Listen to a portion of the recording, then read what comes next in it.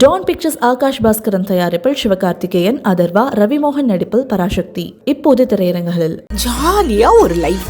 Lanco Harmonia Pavilion Senior Living Apartments at Sriperumbudur 2 BHK just 49 lakhs. Call 7717273747. Behind பக்தி நேர்களுக்கு வணக்கம். நம்ம ஆன்மீகம் சேனல்ல ஆன்மீகம் தொடர்பான நிறைய செய்திகளை பார்த்தும் தெரிஞ்சுக்கிட்டும் வரும். அதன் மூலமா நமக்கு நிறைய தீர்வுகளும் தெளிவுகளும் கிடைச்சிருக்கு. அந்த வகையில இன்னைக்கு நம்ம கூட இணைஞ்சிருக்கிறாங்க ராஜநடை ஜோதிடர் திரு எல்ஜி அசோக் ராஜா அவர்கள். வாருங்கள் பேசுவோம். வணக்கம் சார். வணக்கம் மேடம். சார், இன்றைய காலகட்டத்தில் பார்த்தீங்கன்னா இஎம்ஐ இந்த வார்த்தையை யூஸ் பண்ணாத ஆட்களே இல்லை அப்படின்னு சொல்லலாம். படித்து முடிச்சு காலேஜ் முடிச்சு வேலைக்கு போன உடனே ஃபஸ்ட்டு செய்கிற வார்த்தை இஎம்ஐ போட்டு ஏதாவது வாங்கிடுறாங்க. கடன், அதுலேருந்து ஆரம்பித்து அப்படியே எண்டு வரைக்கும் கடன் கடன் கடன் கடன் பிரச்சனை அப்படிங்கிறது பயங்கர தலைவலியாக இருக்குது. ஸோ இந்த தீராத கடன், அதுக்கு எங்களுக்கு ஒரு நிவர்த்தி வேணும், ஒரு பரிகாரம் வேணும். ஏதாவது பரிகாரம் சொல்லுங்களேன். தீராத கடன், இந்த கடன் எப்போ அடையும், யாருக்கு அடையும் அப்படின்னு நீங்கள் கேட்குறீங்க. எப்போ இந்த இஎம்ஐங்கிற பிரச்சனை எப்போ முடியும் அப்படின்னு சொல்லி கேட்குறீங்க. அதாவது யாருடைய ஜாதகத்தில் புரட்டாசி மாதம் பிறந்திருக்காங்களோ அவங்களுக்கு கடன் இல்லாமல் இருக்காது. புரட்டாசி மாதம் பிறந்தாலே கடன். யார் ஒருத்தவங்க கன்னி லக்கணமாக கன்னி ராசியாக இருக்காங்களோ அவங்க கடனோட தான் இருப்பாங்க. யார் ஒருத்தவங்க புதன் தசை புதன் புத்தி இது நடக்கிறோ, கடன் வம்பு நோய் வழக்கு இது மூணும் செய்யாமல் அவங்க தப்பிக்க முடியாது. யார் ஒருத்தவங்களுக்கு கடன் நோய் வம்பு வழக்கு, தீராத கடன் ஒருத்தருக்கு, தீராத நோய், கால் அடிபட்டு போச்சு பண்ணுவேன் நிறுத்த முடியாது, பைபாஸ் வந்துச்சுப்பா என்னால் பேச முடியாது, எனக்கு ஃபிக்ஸ் வந்துருச்சுப்பா வாய் பேச முடியாது, இந்த மாதிரி சொல்கிறவங்களாம் இந்த புதன் தசை புதன் புத்தி யாருடைய ஜாதகத்தில் புதன் கெட்டு போயிருக்கோ, யாவருடைய ஜாதகத்தில் புதன் கெட்டு போயிருக்கோ, இல்லை 5-14-23 பிறந்து அவருக்கு புதன் கெட்டு போயிருந்தால் தீராத கடன்லாம் மாட்டிக்குவார். இந்த 5 14 23 பிறந்த எவ்வளோரும் இஎம்ஐ கடன்லாம் இருப்பாங்க. நிறைய இப்போ எல்லாருமே இருக்காங்க. 5-14 சீக்கிரம் இணைவாங்கங்கிறேன். 4-5 சீக்கிரம் இஎம்ஐக்கு உள்ளே போய் சீக்கிரம் நுழையிற ஆள் 4-5ங்கிறேன். 4 பிறந்தவங்களும் 5 பிறந்தவங்களும் 6 ரேரு, 8 ரேரு, அப்புறம் மற்ற தேதியெல்லாம் அப்புறம் தான். ஆனால் இன்றைக்கி எல்லாரும் இஎம்ஐ எடுத்து வச்சுக்கிறாங்கன்னு நினைக்கிறேன். ஆனால் வந்து இந்த கடன் ஒருத்தவங்களுக்கு தீராமல் போகுது, தீராமல் இருக்குது அப்படின்னு சொன்னால் அவங்க பண்ண வேண்டிய முதல் பரிகாரம் சூரிய உதயத்துக்கு முன்னாடி எழுந்திரிக்கணும். காலையில் எழுந்து சூரிய உதயத்துக்கு முன்னால் எழுந்திரிக்கணும். அதாவது வந்து 3 மணிக்கு எழுந்திரிக்கிறவங்க, 3லேருந்து 4 மணிக்கு எழுந்திரிக்கிறவங்க வந்து முனிவர்கள் நேரம், 4லேருந்து 5 மணிக்கு எழுந்த ஞானிகளுடைய நேரம், 5 மணிக்கு எழுந்திரிக்கிறவங்க அறிஞர்கள் நேரம், 6 மணிலேருந்து 5லேருந்து 6 டு எழுந்திரிக்கிறவங்க அறிஞர்கள் நேரம், 6 மணிக்கு எழுந்திரிக்கிறவங்க மனிதர்கள் நேரம். 6 மணிக்கு மேலே எழுந்திரிச்சிங்கன்னா நீங்கள் என்ன நேரம், எரும மாட்டுக்கு சமம்னு சொல்லுவாங்களா, அதுதாங்க. உங்களுக்கு கடன் தீரணும்னா சூரிய உதயத்துக்கு முன்னால் எழுந்திரிக்க வேண்டும். அது மாதிரி உங்கள் ஜாதகத்தில் புதன் கெட்டு போயிருந்தாவோ, உங்கள் ஜாதகத்தில் எடுத்த உடனே லக்கணத்துக்கு காலபுருஷனுக்கு 6வது வீடு கன்னிராசி, கன்னிராசியில் புதனோ கன்னிராசியில் சூரியனோ புரட்டாசி மாதமோ இல்லை கன்னிராசியோ கன்னி லக்கணமோ இல்லை புதன் தசை புதன் புத்தி 17 வருஷம் இந்த தசை நடக்கும். இந்த 17 வருஷம் வாழ்நாள் முழுவதும் கடன். ஒருத்தருக்கு 65 வயசில் புதன் தசை வரும். 65 வயசுலேருந்து 78 வயசு வரைக்கும் புதன் கடன் நோய் வம்பு வழக்கு சொத்து பத்து எல்லாம் போயிடுவார். புதன் தசை வந்தாலே பிரச்சனை. புதன் தசை வந்தாவே அது அந்த 17 வருஷத்தை 3ஆக டிவைட் பண்ணிங்க.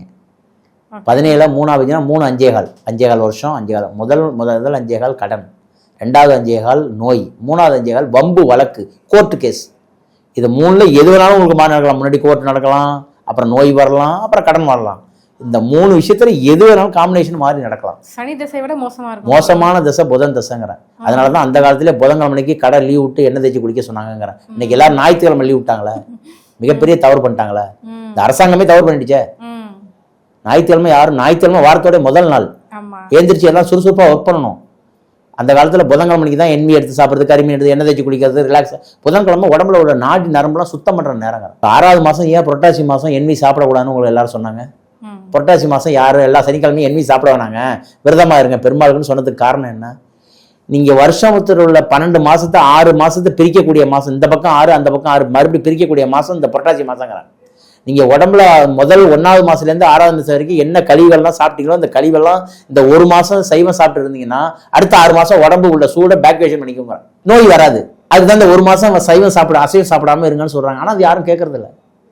அது இப்போ உள்ள காலகட்டத்தில் நிறுத்த முடியாது. நீங்கள் சொன்னாலும் நிறுத்த முடியாது. சார் நான் டவுனில் இருக்கேன் சார், வேலை இல்லாத இடத்துல இருக்கேன், நான் சிங்கப்பூரில் இருக்கேன், மலேசியாவில் இருக்கேன், எனக்கு உலகம் ஃபுல்லாக கிளைண்ட் இருக்குங்கிறேன். சிங்கப்பூர், மலேசியா, ஆஸ்திரேலியா, அமெரிக்கா எல்லா இடத்துலையும் கிளைண்ட் இருக்குங்கிறேன். சார் எனக்கு இந்த அட்லீஸ்ட்டு காலையில் சீக்கிரமாக எழுந்திரிங்க, இல்லை சனிக்கிழமை நாள் சாப்பிடாதீங்க. புரட்டாசி மாதம் வர அமாவாசை அன்னைக்கு யாருமே எண்ணெய் சாப்பிடாதீங்க, கடன் குறையும். நீங்கள் தீராத கடன் என்னால் எழுந்திரிக்க முடியலன்னா மாதம் வருகின்ற அமாவாசை அன்னைக்கு ராத்திரி சமைச்சு வச்ச பொருளை சாப்பிடாதீங்க. ஃப்ரிட்ஜில் இருந்து சட்னி இருக்குது சார், நைட்டு நேற்று வச்ச குழம்பு இருக்குது சார் அப்படிலாம் எடுத்து அமாவாசை அன்னைக்கு சாப்பிட்றாங்க. அந்த மாதிரி சாப்பிடவே கூடாது. அன்னைக்கு காலையில் ஃப்ரெஷ்ஷாக சமைச்சு காய்கறி வாங்கிட்டு வந்து என்ன செய்யணுமோ அன்னைக்கு ஃப்ரெஷ்ஷாக சமைச்சு சாப்பிட்ணும்.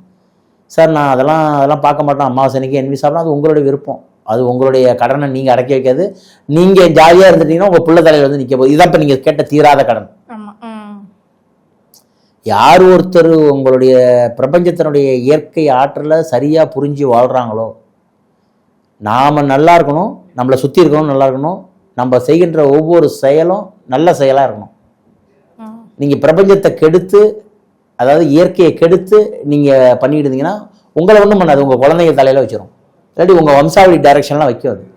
இந்த தீராத கடன் ஒருத்தருக்கு இருக்குது, தீராத கடன், தீராத மனவலி, தீராத பிரச்சனை இப்படின்னு இருக்குன்னு சொன்னால் நிறைய ஆலயங்கள்லாம் இருக்குது, அதுக்கு பரிகாரங்கள் இருக்குது. கடன் நிவர்த்தி பண்ணுறதுக்கு ஃபோன் நம்பர், வண்டி நம்பர், கோவில் ஏதாவது சொல்லுங்களேன் சார். நிறையா இருக்குது. இப்போ கோவில் அப்படின்னு சொன்னால் ஒருத்தருக்கு கடன் அடையணும் அப்படின்னு சொன்னால் திருவண்ணாமலை அன்னைக்கு சனிக்கிழமை கிரிவலம் போகணும். அப்போ தான் கருமா குறையும்.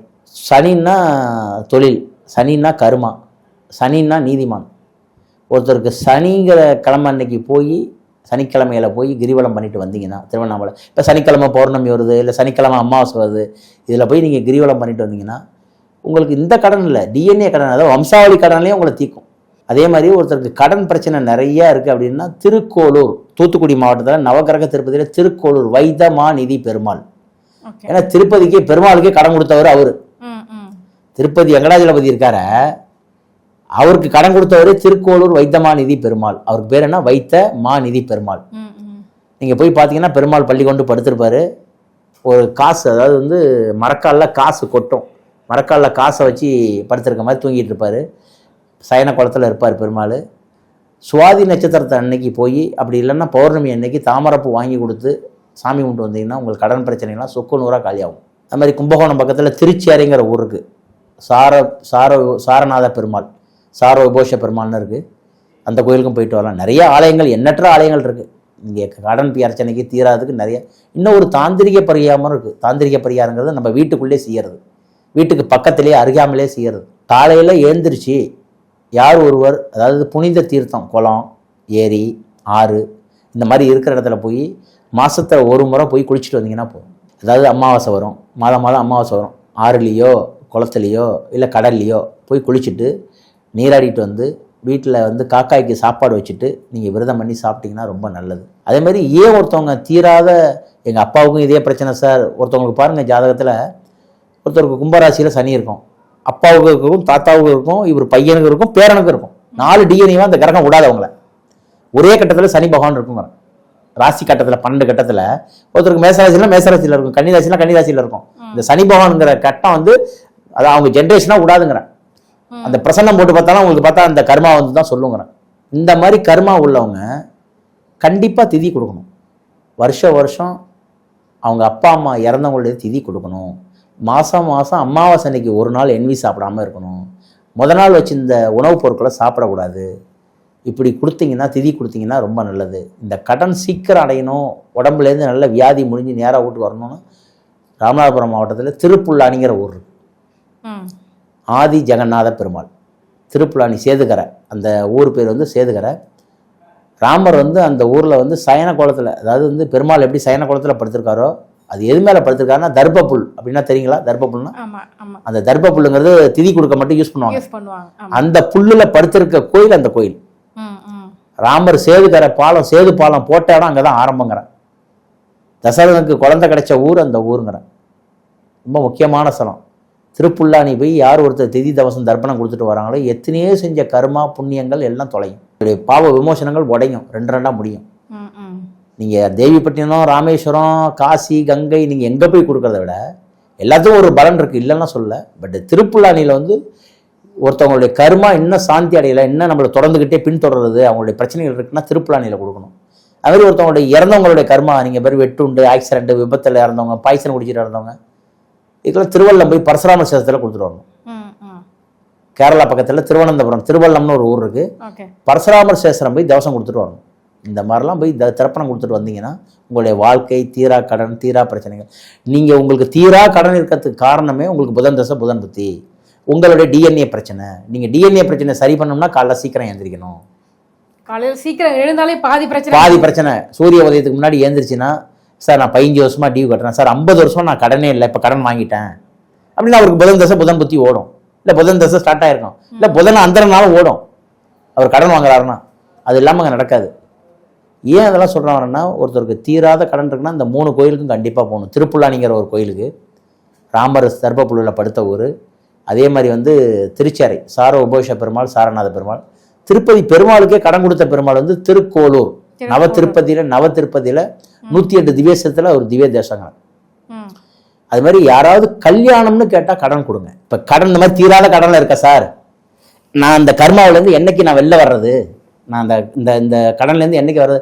யாருக்காவது திருமணம் அவங்க பண்ணுறாங்க, ஒருத்தவங்க எனக்கு மாங்கல்யம் எடுத்து கொடுங்க, ஒரு புடவை எடுத்து கொடுங்க, ஒரு கட்டில் வாங்கி கொடுங்க, ஒரு மெத்தை வாங்கி கொடுங்க, அதுக்கு இஎம்ஐ வாங்கினாலும் கொடுங்க, உங்கள் கடன் அடையும். இப்போ நீங்கள் இஎம்ஐ அடைச்சிட்டு இருக்கீங்க, அடைக்க முடியலன்னு சொல்கிறீங்க, கல்யாணத்துக்குன்னு கடன் கேட்டு பொருள் கேட்டு மறுக்காதீங்க. வேற எதுக்கு கேட்டாலும் நீங்கள் மறுங்க. கல்யாணம்னு ஒருத்தவங்க சார் எங்களுக்கு உங்களால் முடிஞ்ச உதவிகள் ஏதாவது பண்ணுங்கன்னு சொன்னாங்கன்னா அதில் நீங்கள் கொடுத்தீங்கன்னா நீங்கள் உள்ள உங்கள் இது வரைக்கும் செஞ்ச பாதி டிஎன்ஏ பிரச்சனையில் பாதி உங்கள் கர்மா குறைஞ்சி போடுங்க. அப்படியே ரெடியூஸ் ஆகிடும். என்னமோ அதால் பாலத்தில் கிடந்தவங்க இப்போ தூக்கி ஊற்றின மூச்சு விட வச்சு இப்படி தண்ணிக்குள்ளே கிடந்தவன மேலே தூக்கார வச்சு இப்படி மூச்சு விட்டா எப்படி இருக்கும், அந்த மாதிரி அவர் வந்து அப்பா தப்பிச்சிட்டப்பா எப்படியே மேலே வந்துட்டப்பா அப்படின்னு இந்த கல்யாணத்துக்கு கடன் கொடுங்க. திருமணம்னு உதவின்னு வந்தால் ஆண்களும் சரி பெண்களும் சரி உங்களால் முடிஞ்சதை. இப்போ நீங்கள் ஒரு நகை எடுத்து கொடுக்க வேண்டியதில்லை, கட்டில் மெத்த உங்களால் 1000 ரூபா முடியும், 5000 ரூபா முடியும், 10,000 ரூபா முடியும், என்ன முடியுமோ கொடுக்கலாம். திருமணம்னா ஒருத்தர் உதவி கேட்டு வந்தால் கண்டிப்பாக கொடுங்க. கண்டிப்பாக இது சிறந்த எளிய பரிகாரம். அது மாதிரி ஈம கடன்னு பேர். இறந்தவங்க வீட்டில் போய் நீங்கள் சாபமாக திட்டாதீங்க. இறந்தவங்களுக்கு இந்த அடக்கம் பண்ணுறாங்களே, யார் ஏழை இல்லாதவங்களுக்கு போய் கொடுத்தீங்கன்னா சீக்கிரம் உங்களுடைய கர்மா ரெக்டிஃபை ஆகும். இறந்தவங்க வீட்டில் போய் நான் என்னப்பா இப்படி செத்தாரு, இந்த மாதிரி இறந்துட்டாரு, இவர் பண்ணா ராஜா எனக்கு, அந்த மாதிரி இறந்தவங்க அதுக்கு பேர் பிரேத சாபம்னு பேர். என்ன சாபம்? பிரேத பித்ரு தோஷத்தில் வந்து அது வந்து பிரேத சாபம்னு பேர். ஒரு பிரேதத்தை ஒரு பாடியை ஒரு பிரேதத்தை வச்சுக்கிட்டு நம்ம அங்கே அவங்கள குறை சொல்லக்கூடாது. நல்லா வாழ்ந்தாருப்பா அப்படின்னு சொல்கிறது வேற, இப்படி பண்ணாப்பா இப்படி வாழ்ந்துட்டாப்பா அப்படின்னு சொல்கிறது அவங்கள வச்சுக்கிட்டு பிரேத, அதுக்கு பேர் பிரேத சாபம்னு பேர். இப்படி வச்சுக்கிட்டு இருந்தாலும் அந்த டிஎன்ஏ பிரச்சனை உங்களை வந்து நிற்கும். இதெல்லாம் நீங்கள் இயற்கையாக இப்போ ஒருத்தவங்க இதெல்லாம் என்னன்னு தெரியல, இயற்கையாக ஒரு வழிபடுறவங்க வீட்டில் இந்த மாதிரி வந்து பிரேத சாப்பிட்ற வீட்டில் இந்த மாதிரி பேசக்கூடாது. அது மாதிரி இந்த முன்னோர்களுக்கு மாதம் அமாவாசை அன்னைக்கு ஒரு நாள் மட்டும்னாலும் எண்ணி சாப்பிடாம இருங்க. அன்னைக்கு சமைச்ச பொருளை சாப்பிடுங்க, சீக்கிரம் கடன் அடையும். சூரிய உதயத்துக்கு முன்னாடி எழுந்திரிங்க.